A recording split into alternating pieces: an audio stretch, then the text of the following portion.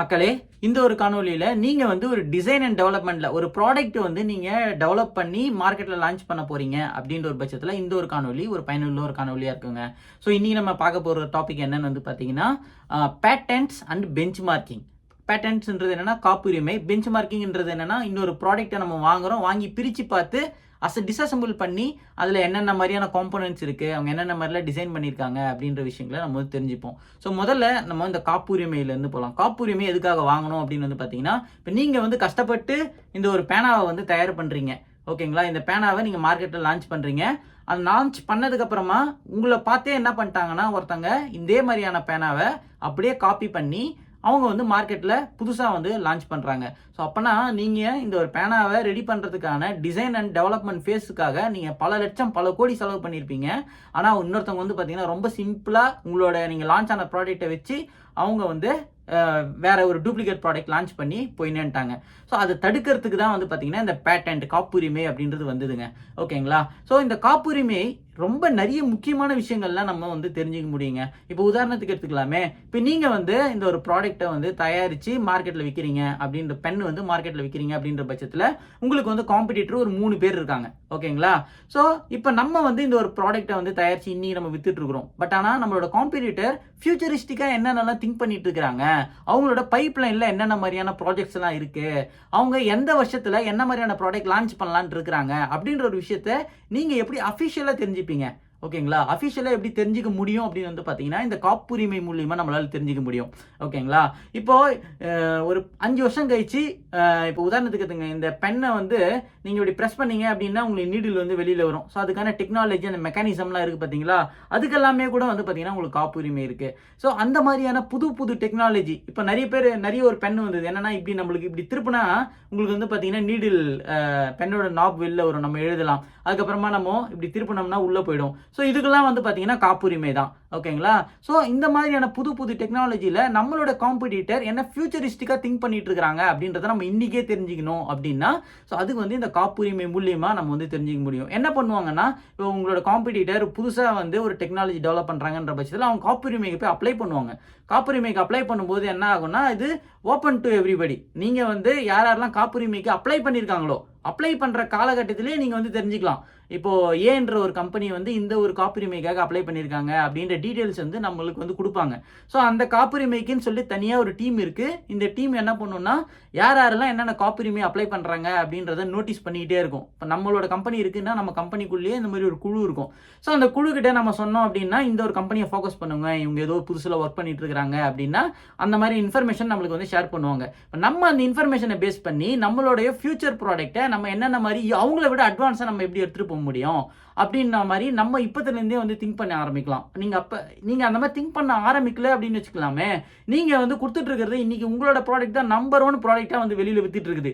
But ஆனால் அடுத்த 4 வருஷத்தில் உங்களோட மார்க்கெட்டை டாமினேட் பண்ணி இதை விட சூப்பரான ஒரு ப்ராடக்ட்டை உங்களுடைய காம்படிட்டர் வந்து இறக்கிட்டு போயிடுவோம். அப்போ என்ன ஆகும்னா, உங்களோட ப்ராடக்ட் வந்து அவுடேட் ஆகிடும். நீங்கள் வந்து அதுக்கு அடுத்து நீங்கள் ஒரு புது ப்ராடக்ட்டை டெவலப் பண்ணி கொண்டு வரணும் அப்படின்னா அதுக்கு ஒரு 3-4 வருஷம் டெவலப்மெண்ட் ப்ராசஸ் இருக்குது.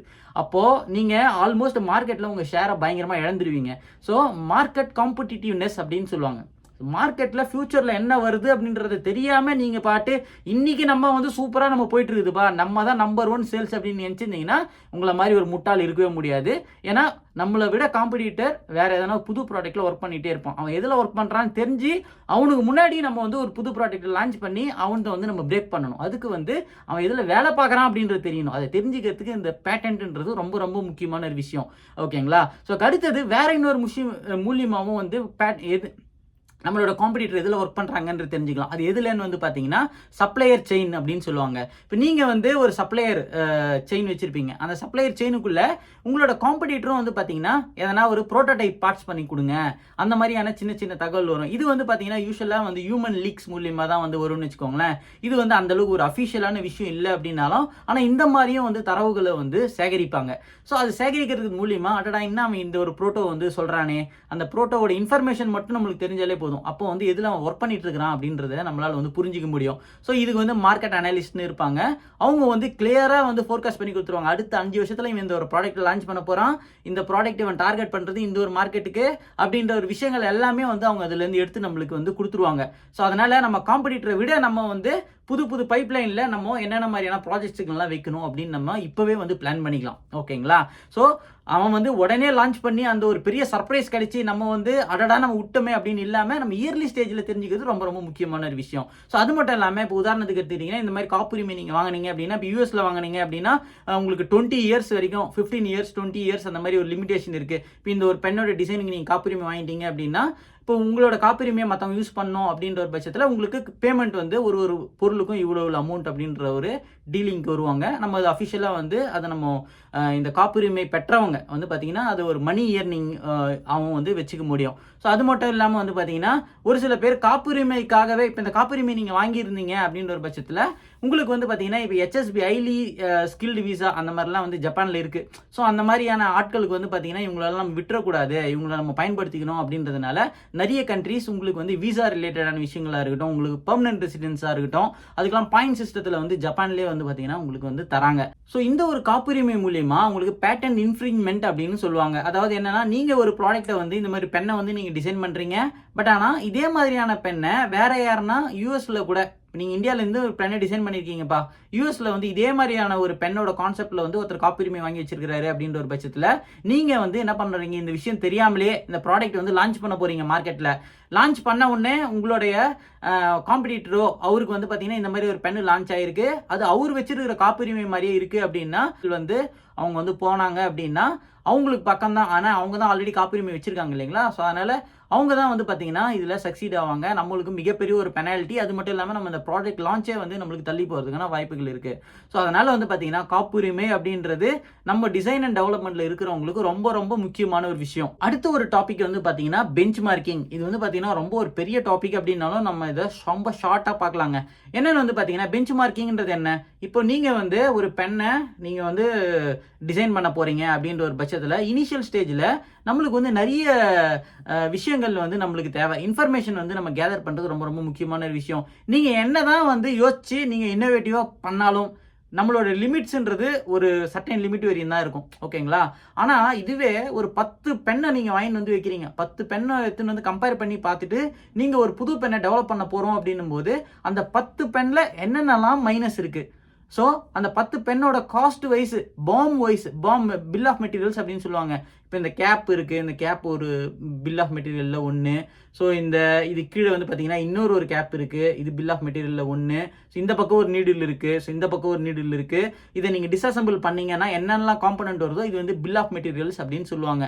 ஸோ இந்த பில் ஆஃப் மெட்டீரியல்ஸை எடுத்தோம்னா இப்போ இந்த ப்ராடக்ட்டை அவங்க வந்து ஒரு காம்படிட்டர் மேனுஃபேக்சர் பண்ணுறதுக்கு ஒரு 20 சின்ன சின்ன காம்பனண்ட்டுங்களை பயன்படுத்தி அதை அசம்பிள் பண்ணி அதை வந்து அவர் ஒரு முழு ப்ராடக்டாக வந்து உருவாக்கியிருக்காரு அப்படின்ற ஒரு பட்சத்தில் நம்ம வந்து இந்த 20 பில் ஆஃப் மெட்டீரியல் சின்ன சின்ன காம்பனண்ட் இருக்கு இல்லைங்களா, அதை நம்ம எப்படி வந்து தவிர்த்துட்டு ஒரு 15 காம்பனண்ட்டை வச்சு நம்ம வந்து அதே மாதிரி ஒரு ப்ராடக்ட்டை வந்து கொண்டு வர முடியும். ஸோ அந்த மாதிரி நீங்கள் கொண்டு வந்தீங்க அப்படின்னா காஸ்ட் காம்படிட்டிவ்னஸ்.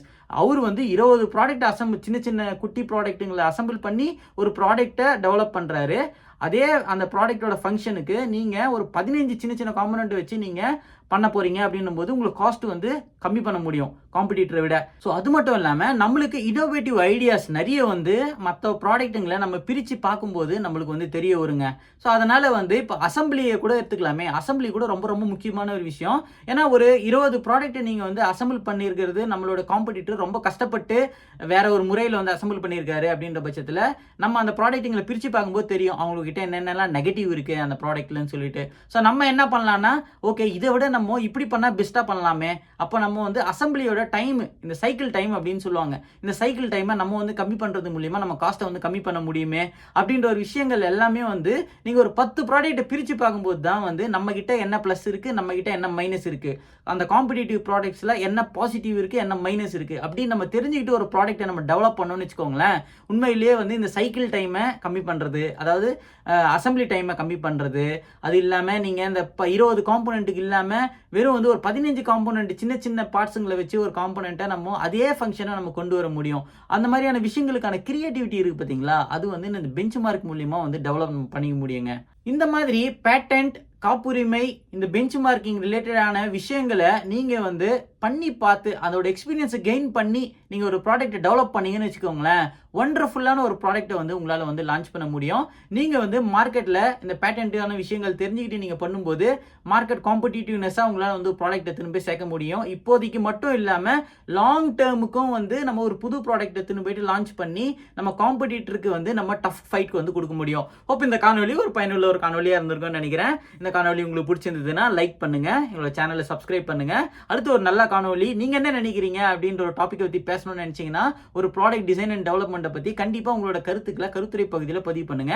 கண்டிப்பா நம்மளுக்கு டைம் இருந்ததுன்னா நம்ம அந்த ஒரு டாபிக்கை பத்தியும் நம்ம கவர் பண்ணுவோம். அடுத்த ஒரு காணொலியில பார்க்கலாம். அதுவரை உங்களிடமிருந்து விடைபெறுவது உங்கள் ஜப்பான் தமிழ் ப்ரோஸ்.